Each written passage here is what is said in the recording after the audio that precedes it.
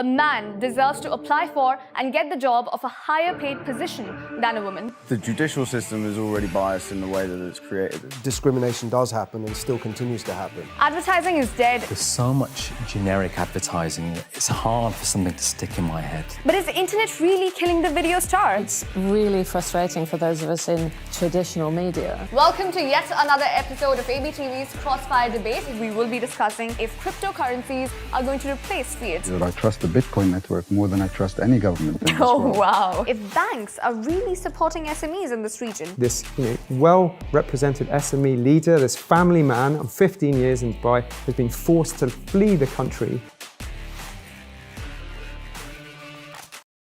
Good morning. Welcome to the Morning Minute from the heart of Muscat.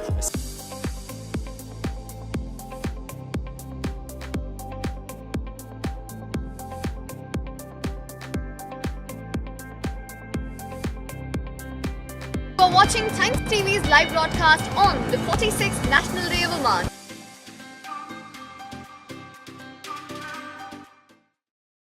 The two biggest costs for retailers would be rent and manpower. Well, manpower, you need to kind of invest to get the right people doing the right roles.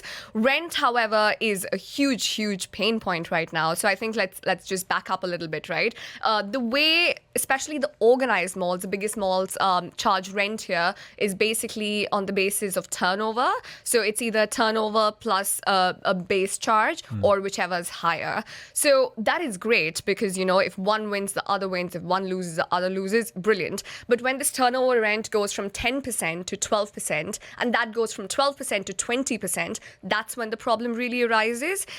So, you know, you see the malls in Dubai, they have about that range between 10 and 20% now, and that continues to increase. But if you go to a DXB, for instance, Dubai Airport, over there, the rents are as high as about 30% sometimes. So that's 1/3 of your revenue directly going away into rent.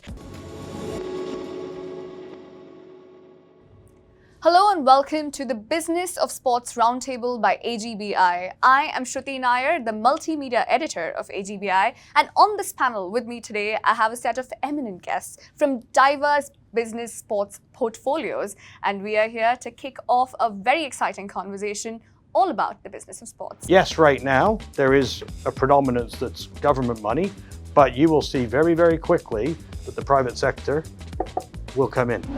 What needs to be done by Saudi to avoid a situation that has happened in China, especially with football?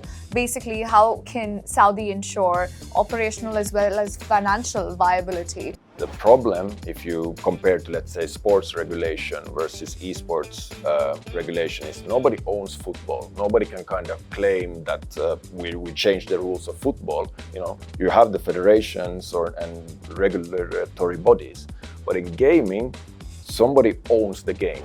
When Conor fights in Las Vegas, the economic output of Las Vegas goes up 3.24x. Right. Where's all this money coming from, though?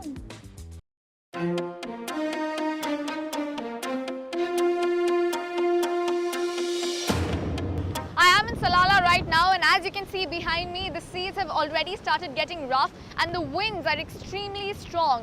I am at the Public Authority of Civil Aviation on the PACA office in Salalah, and this is a screen where all the information is being broadcast to the world about Cyclone Mikuno.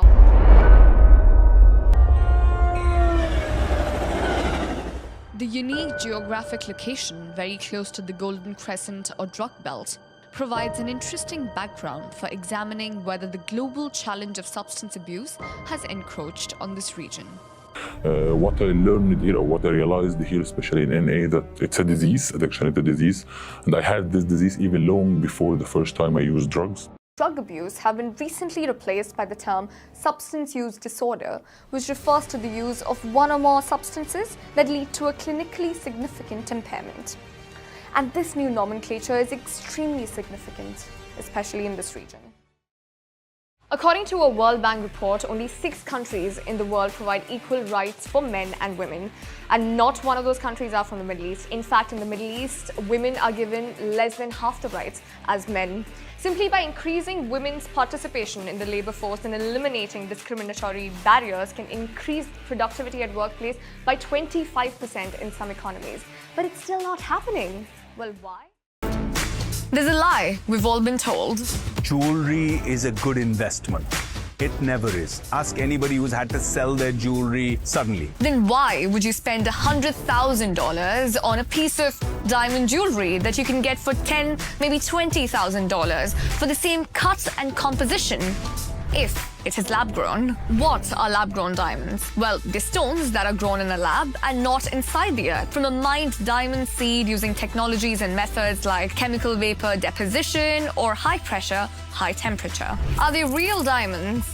Absolutely. The main difference between the two, apart from origin, is that lab-grown diamonds are more ethical and sustainable. Bling, it's fashion, it's jewelry, but it's also great diamonds with good karma. And that is precisely why Gen Z are drawn to it. However, if natural diamonds were bad investment, lab-grown diamonds might be even worse in that they have no resale value. Secondly, while they might be more sustainable than natural diamonds, they're not exactly 100% zero carbon. In fact, the process of diamond production takes up a lot of electricity. So, what do you think? Will lab-grown diamonds beckon the death of natural ones? Do you might be wondering what I am doing here during the Mobile World Congress Week? Well, there is a hook.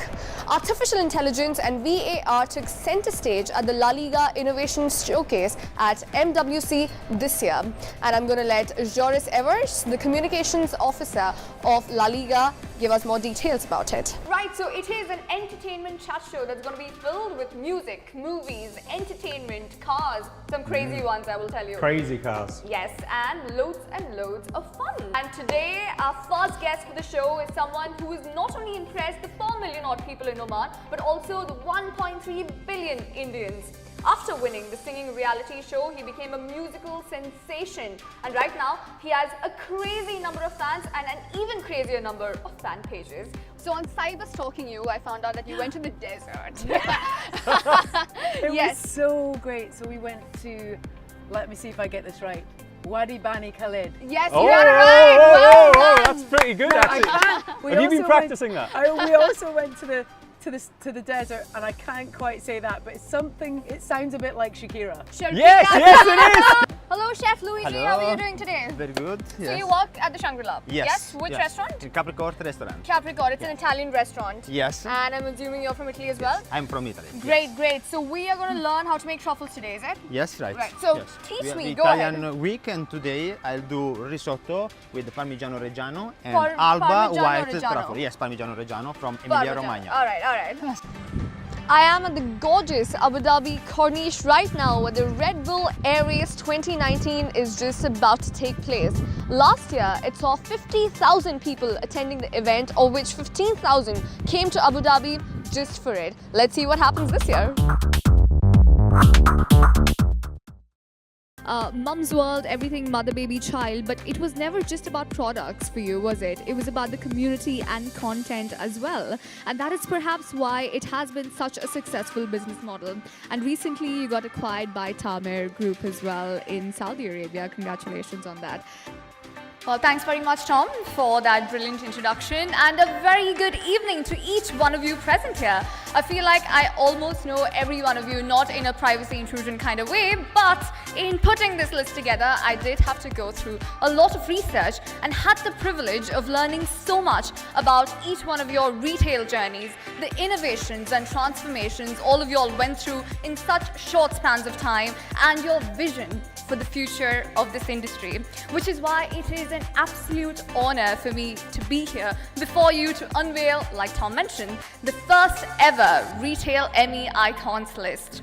Every passing year, with every new technological innovation introduced, with every new announcement that a Zuckerberg or a Musk or a Bezos comes out with, our reality, as we know it, gets challenged, doesn't it?